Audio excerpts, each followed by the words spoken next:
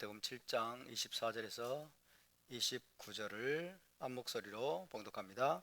그러므로 누구든지 나의 이 말을 듣고 행하는 자는 그 집을 반석 위에 지은 지혜로운 사람 같으리니 비가 내리고 창수가 나고 바람이 불어 그 집에 부딪히되 무너지지 아니하나니 이는 주추를 반석 위에 놓은 까닭이요 나의 이 말을 듣고 행하지 아니하는 자는 그 집을 모래 위에 지은 어리석은 사람 같으리니 비가 내리고 창수가 나고 바람이 불어 그 집에 부딪힘에 무너져 그 무너짐이 심하니라. 예수께서 이 말씀을 마치심에 무리들이 그의 가르치심에 놀라니 이는 그 가르치시는 것이 권위 있는 자와 같고 그들의 서기관들과 같지 아니함일러라. 아멘. 네, 이번 주는 미시파팀 주간이었습니다. 미시파팀 출애굽기 6번째 파라샤였습니다. 그리고 오늘은 히브리 관점 복음서 강의 152번째 시간입니다. 152강이 되겠습니다. 지난주에는 산상수훈의 최종 결론으로 주신 말씀에 대해서 살펴보았죠. 그것은 성경적 신앙의 핵심을 이루는 것입니다. 그것이 뭐였습니까? 듣고 행하라 였죠. 듣고 행하라. 성경 전체를 요약하면 아마도 듣고 행하라가 될 것입니다. 쉐마 바세 해봅시다. 쉐마 바세 쉐마 바세. 네, 듣고 행하라입니다. 듣고 행하라. 맞습니다. 히브리적 신앙의 핵심은 예언도 아니고 치유나 축사도 아니고 능력도 아니라 토라의 말씀을 듣고 행하는 것입니다. 물론 때로는 예언도 필요하고 치유나 축사도 필요할 수 있습니다. 때로는 능력도 필요할 수 있습니다. 하지만 우리의 신앙은 철저히 말씀 중심의 신앙, 토라 중심의 신앙이 되어야 될 줄로 믿습니다. 먼저는 잘 들어야 됩니다. 먼저는 잘 들어야 됩니다. 이것을 우리는 토라 공부라고 말합니다. 따라서 토라 공부, 토라 공부. 네, 먼저는 잘 들어야 하는데 이것을 토라 공부라고 말합니다. 시내산에서 주신 언약의 토라를 부지런히 듣고 배우고 연구하고 묵상하고 암송하기를 결코 멈추지 말아야 합니다. 다음으로는 듣고 배운 대로 행해야 합니다. 이것을 토라 준행이라고 말합니다. 여기서 토라 준행, 토라 준행. 듣기만 하고 잊어버리면 아무 소용이 없죠. 듣기만 하고 잊어버리면 아무 소용이 없습니다. 듣기는 들어도 행함으로 나타나지 않으면 헛되고 헛된 것입니다. 예수께서도 마태복음 7장 24절에서 누구든지 나의 이 말을 듣고 행하는 자, 나의 이 말을 듣고 행하는 자가 자기 집을 반석 위에 지은 지혜로운 사람 같다고 말씀하셨습니다. 그리고 하늘에 계신 내 아버지의 뜻대로 행하는 자라야, 하늘에 계신 내 아버지의 뜻대로 행하는 자라야 천국에 들어갈 것이라고 말씀하셨습니다. 요한복음 14장에서는 나를 사랑하는 자는 나의 계명을 지키리라, 나를 사랑하는 자는 나의 계명을 지키리라고 말씀하셨습니다. 그리고 계명을 지켜 행하는 것은 결코 어려운 일이나 무거운 멍해가 아니라고 성경은 계속 말씀하고 있습니다. 여러분 속지 마십시오. 토라를 지키는 삶은 결코 어려운 일이나 괴로운 속박이 아닙니다.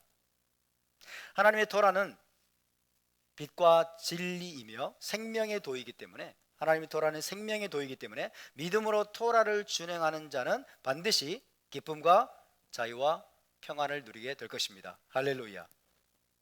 예수께서는 토라를 배우며 하나님의 뜻대로 행하는 데는 관심이 없고 그저 은사나 능력만을 추구한 자들에 대해서 마지막 때에 나는 너희를 도무지 알지 못하노라 라고 말씀하실 것이라고 이야기하셨습니다. 유대 랍비들이 일시적으로 제자들과의 관계를 부인하기 위해서 사용하는 말이 나는 너를 모른다 라는 말이라고 그랬죠. 일시적으로 7일에서 30일 정도, 그래서 출입을 금지시키는 거예요. 출입을 금지시키기 위해서 나는 너를 모른다 라는 표현을 사용했는데, 하지만 랍비 예수와께서 우리를 모른다고 하실 때는 7일이나 30일이 아니라 아예 메시아 왕국에 들어가는 것이 금지될 것입니다. 메시아 왕국에 들어가는 것 자체가 허락되지 않을 것입니다. 그런 자들이 갈 곳은 바깥 어두운 곳입니다. 바깥 어두운 곳은 어디예요? 게헨나죠. 음부, 게헨나로 쫓겨나서 거기서 슬피 울며 이를 갈게 될 것이라고 말씀합니다.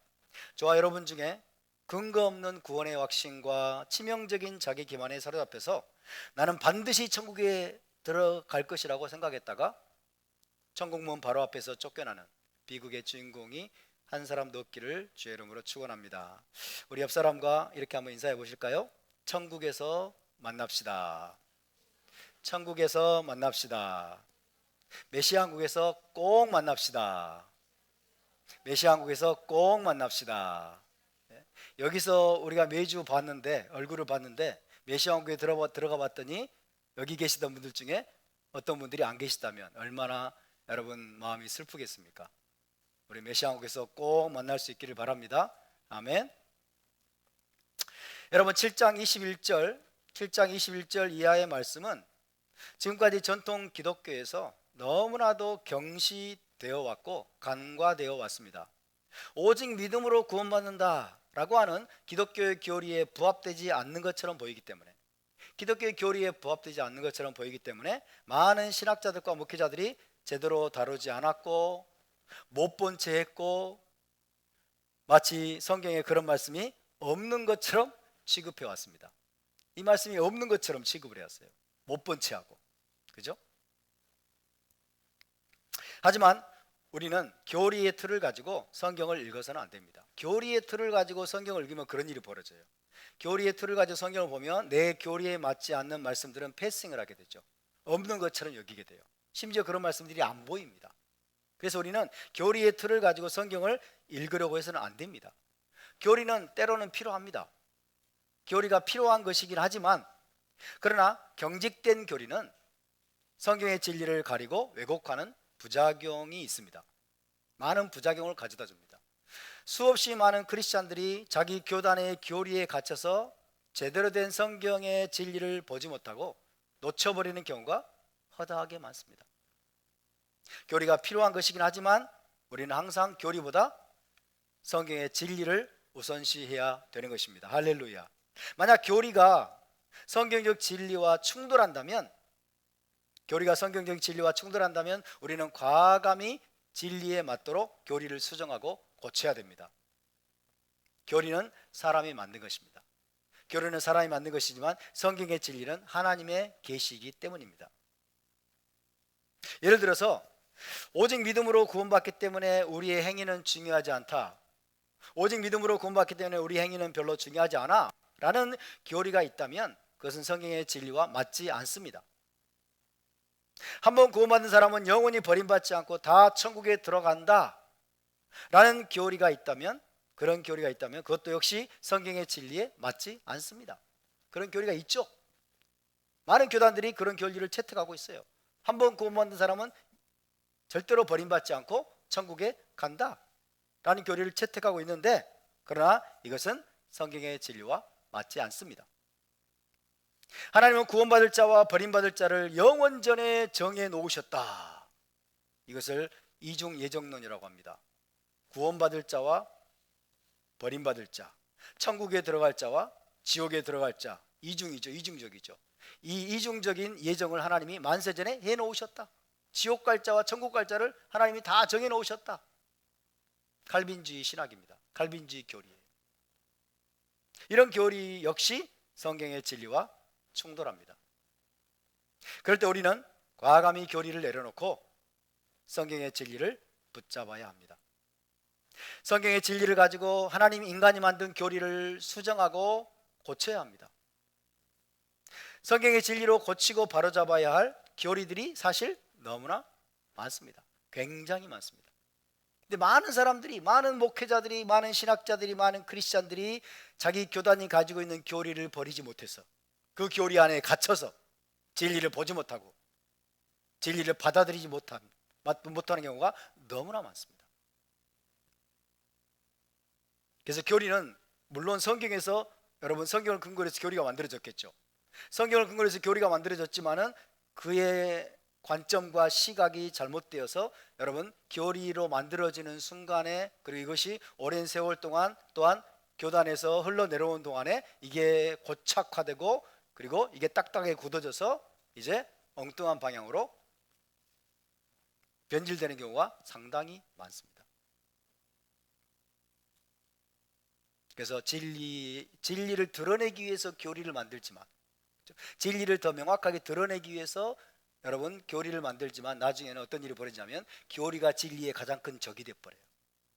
교리가 진리의 가장 큰 원수가 되어버려요. 가장 큰 장애물이 되어버립니다. 오늘날 여러분 많은 교리가, 기독교 교단들의 교리가 오늘날 진리를 가리는 가장 큰 장애물이 되고 있는 경우가 너무나 많습니다. 제가 방금 전에 소개해드린 이런 교리들, 한 번 구원은 영원한 구원, 한 번 구원받은 사람은 절대로 버림받지 않고 천국에 간다. 그죠? 하나님은 천국의 갈 자와 지옥의 갈 자를 영원 전부터 정해 놓으셨다. 이중여등론, 이런 것들. 오직 믿음으로 구원받기 때문에 우리의 행위는 별로 중요하지 않다 라고 하는 이런 교리들. 이스라엘은 하나님께 버림받았고 이제 이방인 교회를 선택하셨다. 이게 거의 2000년 동안 여러분 교단, 거의 모든 기독교 교단에 흘러내려온 전수되어 온 교리입니다. 그러나 이 교리도 잘못된 것임을 성경은 분명히 말씀하고 있죠. 하나님은 이스라엘을 단 한 번도 버리신 적이 없습니다. 할렐루야. 이스라엘을 단 한 번도 버리신 적이 없습니다. 이방인 교회가 이스라엘의 일원으로 접붙임을 받아서 그 안으로 받아들여진 거죠. 그죠? 이방인들이 이스라엘의 접붙임 받아서 그 안으로 받아들여진 거예요. 이스라엘 안으로 받아들여진 것이지 대체된 것이 결단코 아닙니다. 또 십자가로 율법은 폐해졌고 이제는 예수만 믿으면 된다. 이제 예수 그리스도 이제 율법에 매일 필요가 없어. 예수 그리스도가 전부야. 예수 그리스도 안에 모든 게 있어. 십자가에서 주님은 다 이루셨어. 그러면서 율법을 멸시하고 토라를 버리는 이런 교리. 십자가로 율법은 폐해졌고 혹은 완성되었고 이제 예수만 믿으면 된다는 교리도 완전히 틀린 것입니다. 성경은 이게 틀렸다는 것을 명확하게 말씀하고 있는데 안 보이는 거예요. 교리의 필터가 눈에 끼워져 있어가지고 이게 안 보여요.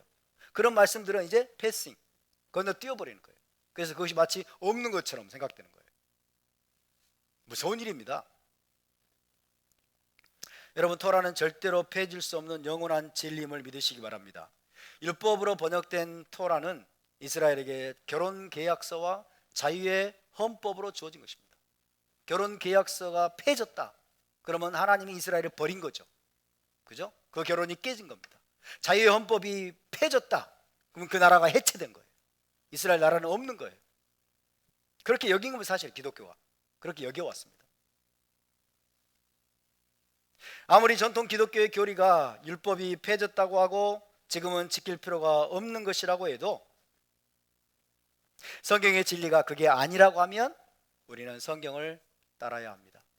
할렐루야. 교리를 따를 것이냐 성경을 따를 것이냐, 이 문제에 있어서 여기 계신 여러분들은 과감하게 성경의 진리를 따르겠다고 결단하신 분인 줄로 믿습니다. 그래서 여러분은 복된 분들임을 믿으시기 바랍니다. 이런 은혜를 주신 하나님을 찬양합니다. 이것이 하나님의 은혜입니다. 교리가 우리를 가둘 수 없다. 우리는 교리에 갇히지 않을 것이다. 우리는 오직 성경이 증언하는 진리의 말씀대로만 우리는 하나님을 알고 하나님을 섬길 것이라고 과감하게 결단하고 여기까지 오신 것이 여러분 하나님의 은혜임을 믿으시기 바랍니다.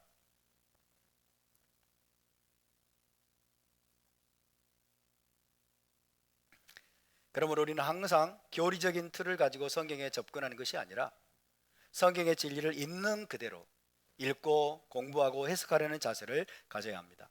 성경의 진리가 우리의 생각과 사상과 사고의 틀을 바꿔 나갈 수 있게 해야 됩니다. 성경의 진리가 우리의 교리도 바꾸고 우리의 생각도 바꾸고 우리의 관점도 바꾸고 우리의 사상도 바꾸고 우리의 가치관도 성경의 진리에 의해서 여러분 바뀌어야 될 줄로 믿습니다. 그것을 다른 말로 하면 히브리 관점으로 성경을 볼 것이냐 아니면 헬라적인 관점으로 성경을 볼 것이냐의 문제라고 할 수 있습니다. 우리는 히브리 관점으로 성경을 보아야 될 줄로 믿습니다. 헬라적인 관점으로 기독교가 성경을 여러분 읽고 해석하고 만든 그 교리들이 결국 성경의 진리를, 히브리적인 진리를 제대로 보지 못하게 하는 면이 너무나 많기 때문에 그렇습니다. 여러분 헬라적인 관점에 따르면 구원은 올바른 교리에 지적으로 동의하는 것이라고 할 수 있어요. 우리가 과거에 전통 기독교에서 배웠던 것은, 여러분, 구원이라고 하는 것은 올바른 교리에 지적으로 동의하면 돼요. 고개를 끄덕끄덕 하면 되는 거예요. 이게 구원이라고 여러분 그렇게 가르칩니다. 예수님의 성육신과 십자가의 죽으심과 부활과 승천 그리고 재림 등등의 교리에 대해서 배우고 그것을 믿는다고 지적으로 동의하면 형제님 구원받았습니다. 그죠? 구원을 받았다라고 그렇게 여기는 것이 바로 헬라적인 관점이에요. 지적인 동의에 그치는 것이 여러분 헬라적인 차원의 구원 개념이에요. 하지만 히브리 관점은 전혀 다른 것입니다. 토라를 비롯한 타나크 전체와 신약 성경은 히브리 관점으로 기록되었습니다. 아멘. 히브리인들에 의해서, 유대인들에 의해서 기록이 되었고 히브리 관점의 진리를 계시하고 있습니다. 히브리 관점에 따르면 토라와 타나크가 가르치는 바는 하나님의 명령과 규례와 법도를 지키고 순종하는 것이, 하나님의 명령과 규례와 법도를 지키고 순종하는 것이 생명의 길이라는 것입니다. 할렐루야. 하나님의 명령과 규례와 법도를 지키고 순종하는 것이 생명의 길이다. 예수와께서도 제자들을 철저한 순종과 제자 훈련의 길로 부르셨습니다. 철저한 순종과 제자 훈련의 길로 예수와께서 제자들을 부르셨습니다. 이것을 제대로 이해하지 못하고 만약 우리가 성경에 대한 지식을 많이 쌓고 올바른 교리 체계를 세우는데 더 큰 관심을 갖는다면 우리는 모래 위에 집을 지은 어리석은 자처럼 마지막 때 우리 스스로를 위태롭게 만들 것입니다. 많이 들은 게 많아. 지식, 성경에 대한 많은 지식, 창세기부터 계시록까지 막 많은 지식들, 여러분 심어주는 그런 책들 많이 있지 않습니까? 그죠? 성경을 철저하게 막 정리를 해. 창세기부터 계시록까지 아주 그냥 핵심을 딱 짚어주면서 정리하게 만들어주는 책들도 있지 않습니까? 그래서 나는 성경을 다 알아, 거의 다. 그래서 막 이런 지식을 많이 쌓아놓고 뭐 어떤 교리적인 어떤 체계를 잘 구축하면 자기가 구원받은 줄 알고 착각하게 만드는, 그야말로 치명적인 기만에 빠지게 되는 겁니다. 다시 말씀드리지만 성경적인 히브리 신앙은 세련된 신학을 정립하는 것도 아니고 교리에 대해서 꼬치꼬치 따지면서 논쟁하는 것도 아닙니다. 여러분 전통 기독교의 역사가 뭔 줄 아세요? 교리 논쟁의 역사였습니다. 교리 논쟁. 끊임없이 교리를 가지고 서로 논쟁하다가 안 맞으면 떨어져 나가고 쪼개지고 빠개지고 수많은 교단들 수천 수백 수십만 개의 교단으로 여러분 쪼개져요. 그럼 뭐라고 하는지 아세요? 우리에게만 구원이 있다 이렇게 말하는 거죠. 이게 헬라적인 여러분 관점으로 성경을 접근하고 성경을 해석했기 때문에 벌어지는 겁니다. 그런 것이 아닙니다. 히브리적인 신앙. 예수는 자신에게 주여 주여 하는 자들에게 뭐라고 말씀하셨죠? 너희는 나를 불러 주여 주여 하면서도 어찌하여 내가 말하는 것을 행하지 않느냐? 나더러 주여 주여라고 부르면서 어찌하여 내가 말하는 것을 행하지 아니하느냐라고 질책을 하셨어요. 예수와의 메시지는 그분의 가르침을 듣고 행하라는 것입니다. So simple. So simple. 너무 단순해요. 하나님의 토라를 듣고 행하라. 그죠? 슈마 바세. 너무 단순하니까 사람들이 못 받아들여. 너무 간단하니까. 그래서 성경적인 히브리 신앙은요 어떤 면에서는 굉장히 단순합니다. 굉장히 단순합니다. 근데 기독교 신앙은요 굉장히 복잡합니다. 굉장히 복잡해요. 신학교 들어가면요 조직신학이라는 과목을 배우게 돼요. 조직신학, Systematic Theology라고 하는데 창세부터 계시록까지 체계적으로 막 어떤 신학들을 막 정리하고 조직화하고 체계화시켜 놓은 신학인데 이 조직신학이 너무 복잡해. 너무 막 뭐 사변적인 말들의 향연이야. 뭔 말을 하는지도 모르겠어. 그래서 조직신학을 들으면서 우리 신학생들 하는 말이 뭔지 조직신학이 아니고 조진신학이다 그래요. 응? 뭐 하는지 모르겠다고 그러면서. 응? 너무 복잡해, 기독교의 신학은.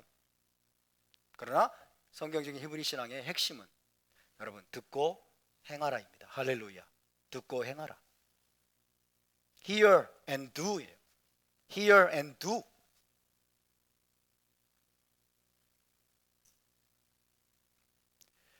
예수와의 강조점은 토라를 듣고 하나님의 계명에 순종하라는 것이었습니다. 바로 캅셈.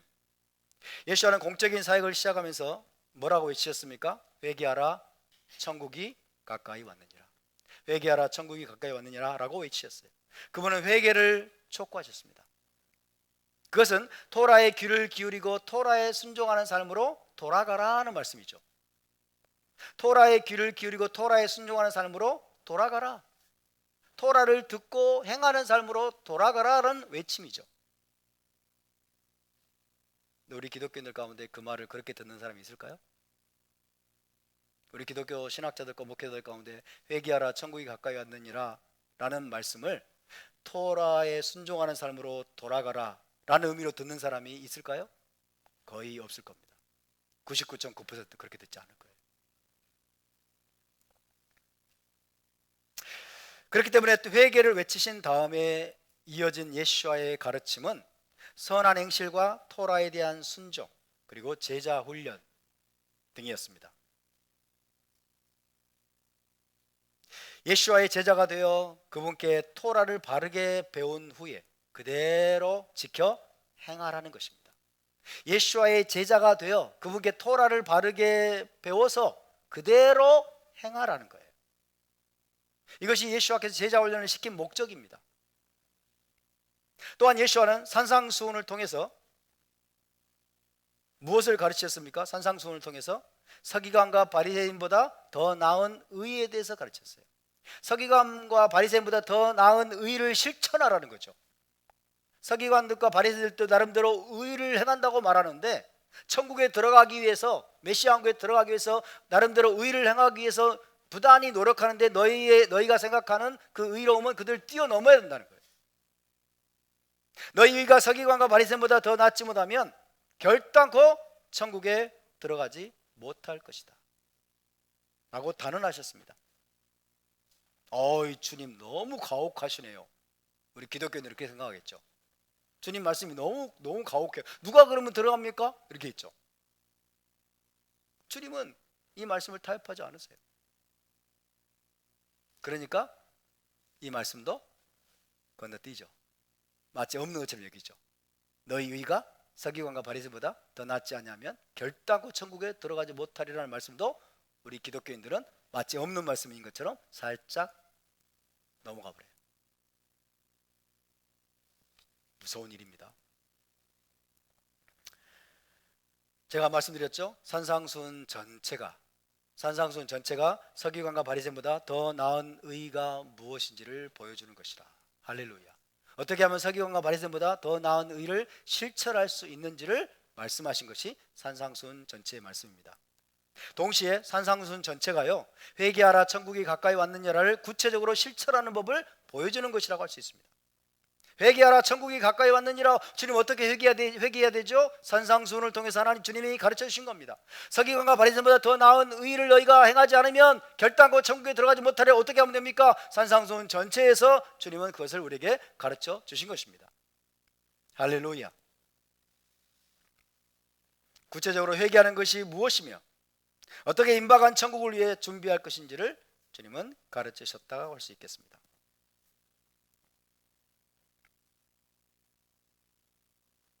탈무드에 보면 예수와께서 말씀하신 지혜롭고 어리석은 건축가, 산상수훈 맨 마지막에 나오는 지혜롭고 어리석은 건축가 비유와 유사한 내용이 탈무드에도 기록이 되어 있습니다. 유사한 내용이에요. 자, 그걸 읽어드릴게요. 랍비 엘아자르 벤 아자리아는 이렇게 말하곤 했다. 한 랍비가 이렇게 말하곤 했어요. 학식이 난리지죠. 학식이 선한 행실보다 더 큰 사람을 무엇에 비유할 수 있으랴? 학식이 선한 행실보다 더 훨씬 많아. 아는 건 별로 없어. 근데 아는 게 너무 많아. 아는 게, 그죠? 아는 건 너무 많아. 근데 선한 행실이 빈약해. 이 사람 말이야. 학식이 선한 행실보다 더 큰 사람을 무엇에 비유할 수 있으랴? 그는 가지는 많지만 뿌리가 적은 나무와 같다. 가지는 많지만 뿌리가 적은 나무와 같다. 바람이 불어 그 나무를 뿌리째 뽑을 때 쉽게 뽑혀버린다.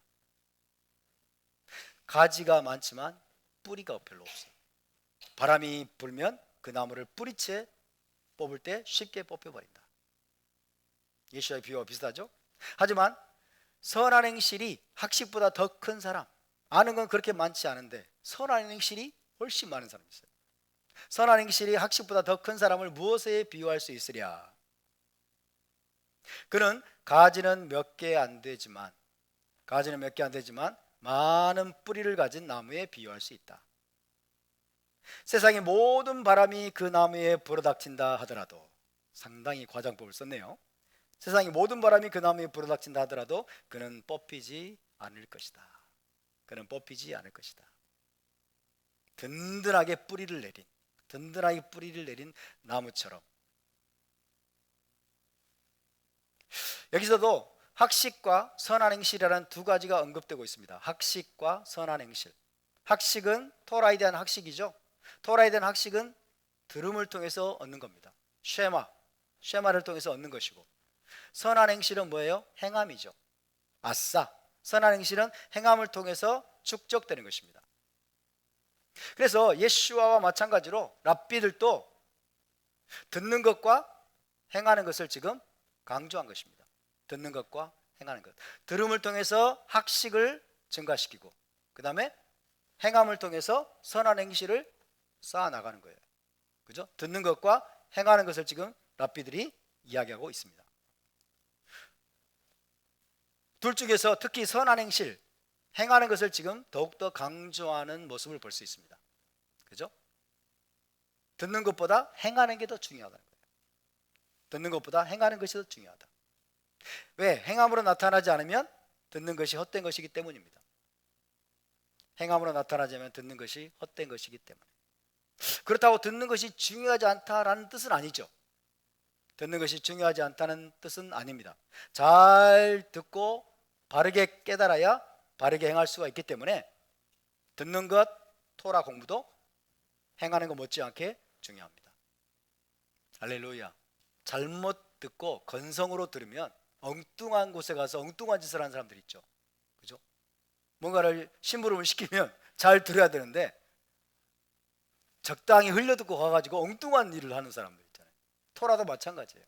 토라의 말씀을 제대로 들어야 되는데, 제대로 배우고 제대로 쉐마를 해야 되는데 안다고 생각해 버리는 거예요. 이거 내가 아는 말씀이지.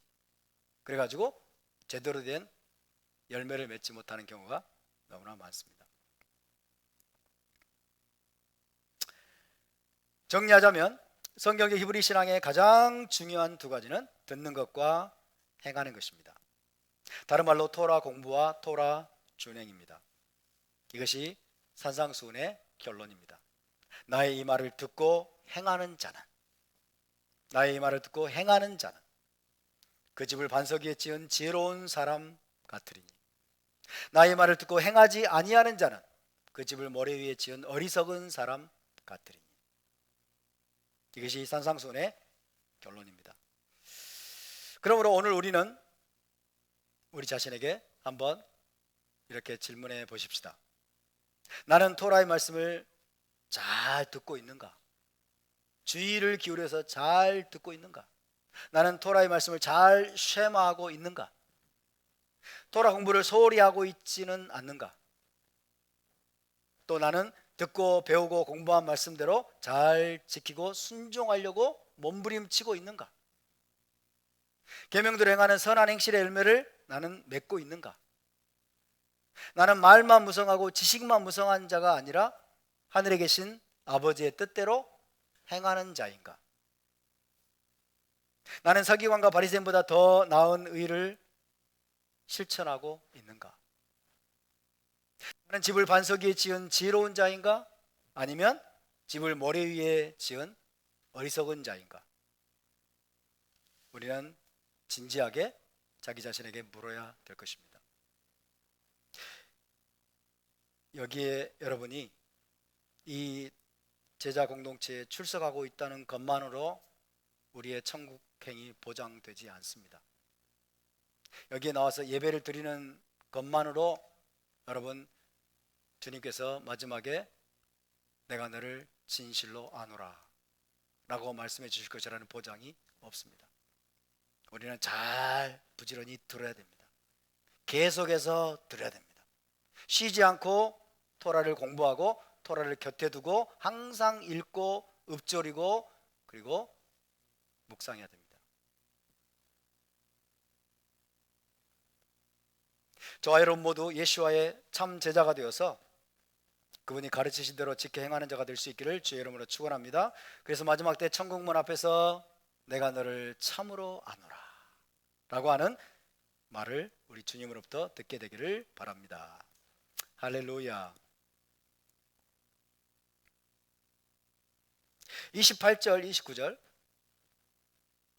29절을 다 함께 읽어보겠습니다. 시작. 예수와께서 이 말씀을 마치심에 무리들이 그의 가르치심에 놀라니 이는 그 가르치시는 것이 권위 있는 자와 같고 그들의 서기관들과 같지 아니함일러라. 아멘. 마태복음 5장 1절을 보면요, 5장 1절을 보면 이렇게 돼 있죠. 예수와께서 무리를 보시고 산에 올라가 앉으시니 제자들이 나온지라. 갈릴리 호수 인근에 있는 산이나 언덕입니다. 갈릴리 호수 인근에 있는 산이나 언덕에서 많은 무리가 예수와께로 몰려들자 예수와께서는 조금 더 높은 곳으로 올라가셨어요. 조금 더 높은 곳으로 올라가셨고 예수와 주위로 제자들이 가까이 다가와서 자리를 잡고 앉았을 것입니다. 그런 상태에서 예수와께서 산상수훈을 가르치셨는데 대상은 누굽니까? 1차적으로는 제자들이에요.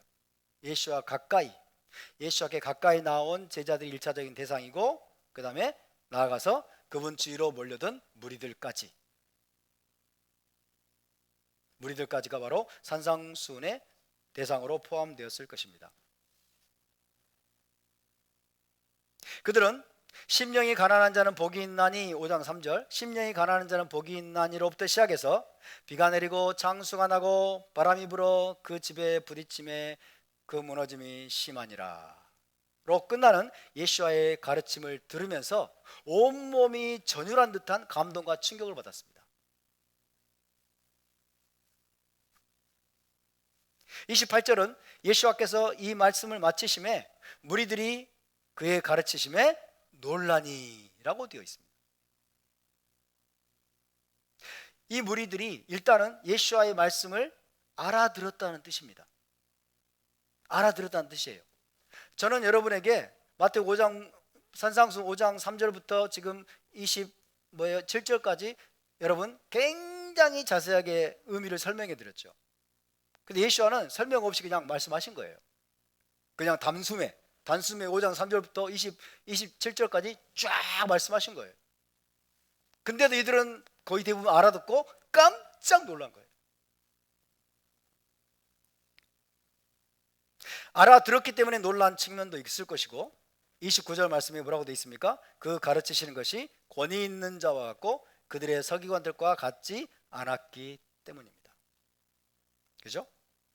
가르치시는 것이 굉장히 권위가 있고 그들의 서기관들과 같지 않았기 때문에 예수와께서 가르치시는 것에 무리들이 깜짝 놀랐다. 전율한 듯한 감동과 충격을 받았다고 할 수 있겠습니다. 말하자면요, 예수와는 전형적인 랍비들처럼 말씀하지 않으셨다는 뜻입니다. 그때 당시에 전형적인 랍비들이 설교하는 것처럼 그렇게 말씀하지 않으셨다는 거예요. 그분은 여러 가지 견해들 사이에서 모호한 말을 사용하시거나 혹은 세부적인 할라카를 두고 논쟁을 벌이지도 않으셨습니다. 특히 예수와는 이전 시대에 활동했던 선생들의 이름으로 자신의 가르침을 전달하지 않으셨어요. 이게 핵심입니다. 이전 시대에 활동했던 선생들의 이름으로 자신의 가르침을 전달하지 않으신 거예요. 과거에도 제가 설명한 적이 있지만요, 유대 랍비들이 가르치는 방식을 보면 어떤 랍비의 신뢰성은 이전 세대로부터 내려오는 전통들과 해석들을 인용하는 데 달려 있어요. 그죠? 저 랍비의 가르침이 신뢰성이 있고 믿을 만하다. 어떻게 판정할 수 있느냐? 과거로부터 내려오는 어떤 전통들, 과거로부터 내려오는 어떤 해석들을 인용해서 이것을 잘 설명하고 제시를 하면 믿을 만한 것이라고 생각을 하는 거예요. 그래서 서기관들과 현인들의 권위는요, 보다 높은 권위의 이름으로 가르치는 것에 달려 있었습니다. 보다 높은 권위의 이름으로 가르치는 것에 달려 있었다. 즉 대부분의 랍비들은 구두 전승에 있어서 이전 시대 현인들의 이름으로 가르침을 제공하면서 자신의 신뢰성을 확보하고자 했습니다. 이건 단순히 나의 가르침이 아니야. 이건 단순히 나의 말이 아니고 조용기 목사님의 말씀이야. 이렇게 해가지고 자신이 가르치는 가르침의 신뢰성을 담보하려고 했던 겁니다. 그게 유대 랍비들의 아주 중요한 특징이에요. 그래서 전형적인 랍비의 설교였다면 아마도 이런 말로 시작되었을 겁니다. 예를 들어 볼게요. 랍비 엘리에세르는 그의 랍비 아브탈리오로부터 들은 것을 장로 힐렐의 이름으로 가르친 요하난 벤 자카이의 이름으로 말했다.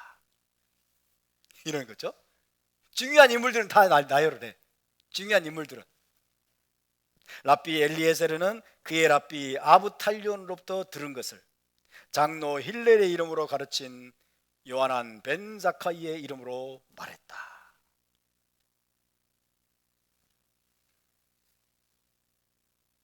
탈무드에 기록된 한 부분을 보면요, 랍비들은 보다 더 앞선 시기의 랍비들의 이름으로 가르치지 않으면 심지어 위대한 랍비 힐렐의 가르침도 받아들이기를 거부했다고 합니다.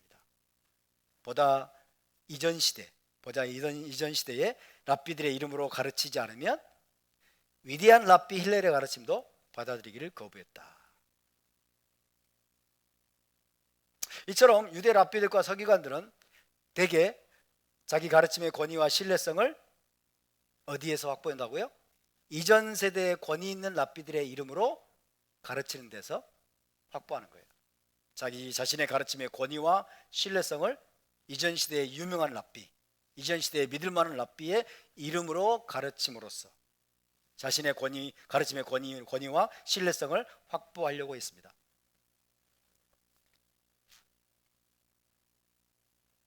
그런데 탈무드의 또 다른 부분을 보면요, 어떤 현인과 밀접한 관계를 유지하고 있는 제자는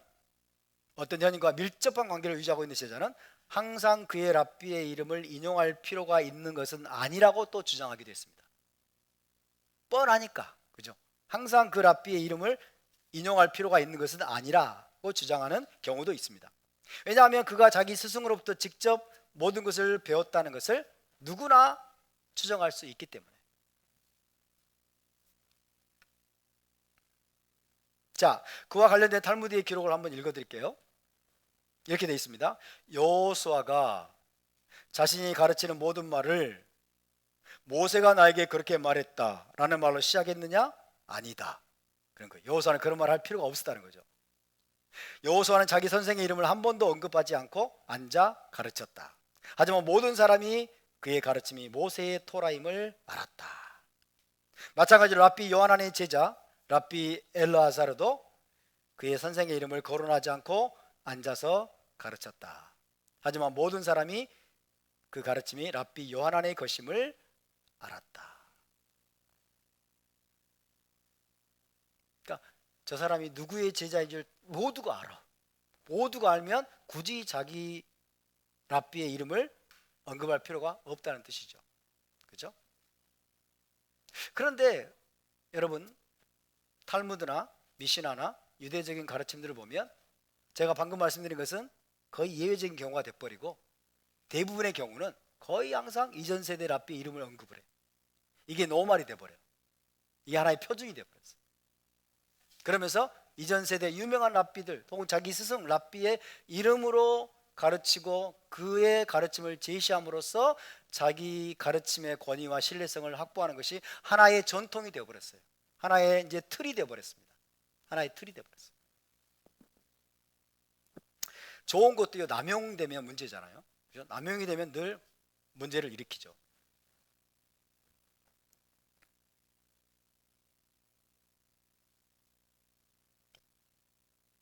근데 중요한 것은 예수와께서는 한 번도 이전 세대의 저명한 랍비의 이름으로 가르치신 적이 없었다는 것입니다. 예수와께서는 한 번도 저명한 랍비의 이름으로 가르치신 적이 없었습니다. 예수와는 어떻게 그럼 가르쳤을까요? 자기 자신의 권위로 말씀하셨어요. 할렐루야. 자기 자신의 권위로 말씀하셨습니다. 그분은 오직 하늘에 계신 아버지의 제자일 뿐이었습니다. 예수와의 랍비는 누굽니까? 하늘에 계신 아버지예요. 하늘에 계신 아버지의 말씀을 들은 것을 가지고 예수와께서는 아버지의 이름으로 혹은 자기 자신의 권위로 직접 가르치셨어요. 조금도 주저함이 없이 단호하게, 그리고 확신을 가지고 우리 주님은 가르치셨습니다. 그렇기 때문에 그분은 이전 세대의 권위 있는 견해들을 인용하지도 않으셨고 이전 세대의 랍비들의 이름으로 가르치지도 않으셨습니다. 그분은 오직 자기 자신의 이름으로 가르치셨고 또 하늘에 계신 자기 아버지의 이름으로 가르치셨습니다.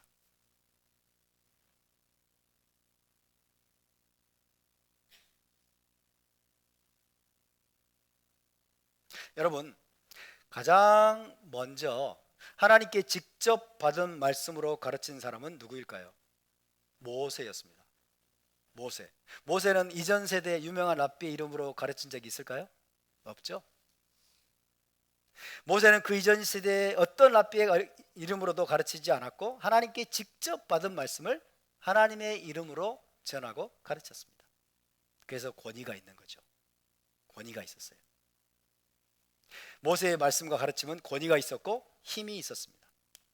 자, 모세의 메시지는 거의 항상 어떻게 시작이 되죠? 여호와께서 말씀하여 이르시되, 그죠? 모세의 글에는 여호와께서 말씀하여 이르시되 라는 표현이 동반이 됐습니다. 그래서 모세가 여호와 하나님의 이름으로 가르치고 말씀했음을 알 수 있습니다.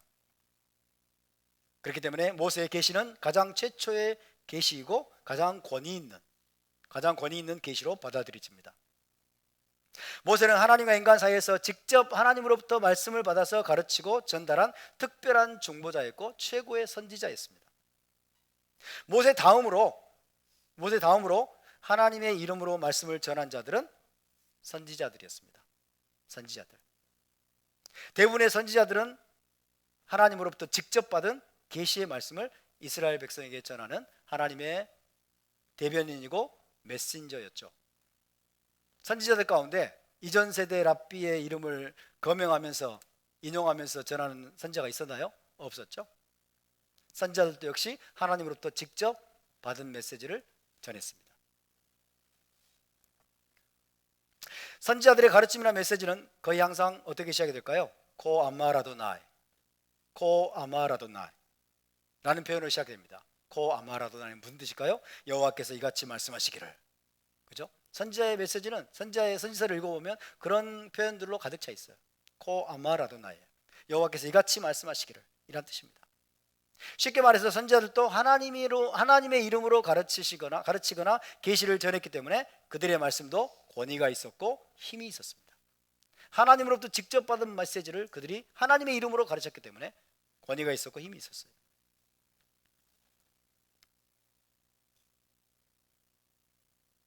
그런데 1세기에 이 땅에 오신 예수와는 모세보다 더 뛰어난 선지자였습니다. 모세보다 더 뛰어난 선지자였고 하나님의 오른편에 앉아 계시다가 나타나신 하나님의 신적인 아들이었습니다. 그래서 예수와는 다른 어떤 저명한 랍비나 현인의 이름으로 가르칠 필요가 없었습니다. 하나님의 아들이신 예수와는 직접 자신의 권위로 가르치시거나 하늘에 계신 아버지의 권위로 가르치셨습니다. 그래서 예수와의 가르침은 그 어느 누구의 가르침보다 권위가 있었고 힘이 있었음을 믿으시기 바랍니다. 하나님이 직접 가르치신 것과 똑같은 거예요. 그죠? 하나님이 직접 가르치신 것과 똑같은 그런 권위, 그런 힘을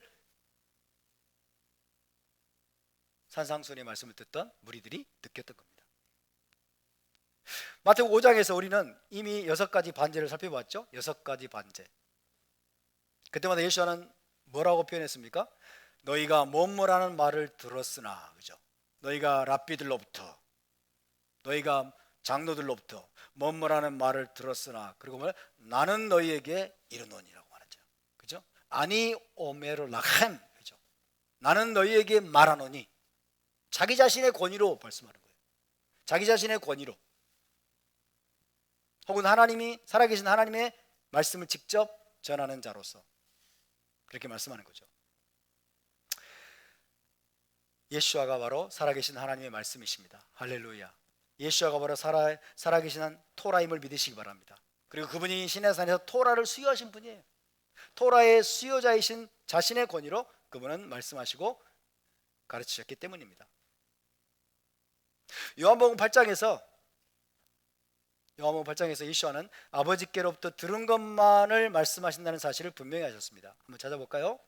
요한복음 8장 아버지로부터 들은 것만을 말씀하신다는 사실을 분명히 하십니다. 8장 26절, 28절, 26절부터 28절입니다. 요한복음 8장 26절에서 28절 시작. 내가 너희에게 대하여 말하고 판단할 것이 많으나 나를 보내신 이가 참되심에 내가 그에게 들은 그것을 세상에 말하노라 하시되 그들은 아버지를 가리켜 말씀하신 줄을 깨닫지 못하더라. 이에 예수께서 이르시되 너희가 인자를 든 후에 내가 그인 줄을 알고 또 내가 스스로 아무것도 하지 아니하고 오직 아버지께서 가르치신 대로 이런 것을 말하는 줄도 알리라. 아멘. 내가 그에게 들은 그것을 세상에 말하노라. 아버지께 들은 것을 세상에 말한다고 말하죠. 그리고 오직 아버지께서 가르치신 대로 이런 것을 말하는 줄도 알게 되리라. 내가 스스로 아무것도 하지 아니하고 그러죠. 그죠? 스스로 아무것도 하지 아니하고 아버지께서 가르치신 대로 아버지께 들은 그 말씀을 예수께서는 전한다라고 분명히 말씀합니다. 17장을 볼까요? 요한복음 17장에서도 비슷한 말씀을 하셨는데요. 요한복음 17장 8절 요한복음 17장 8절입니다.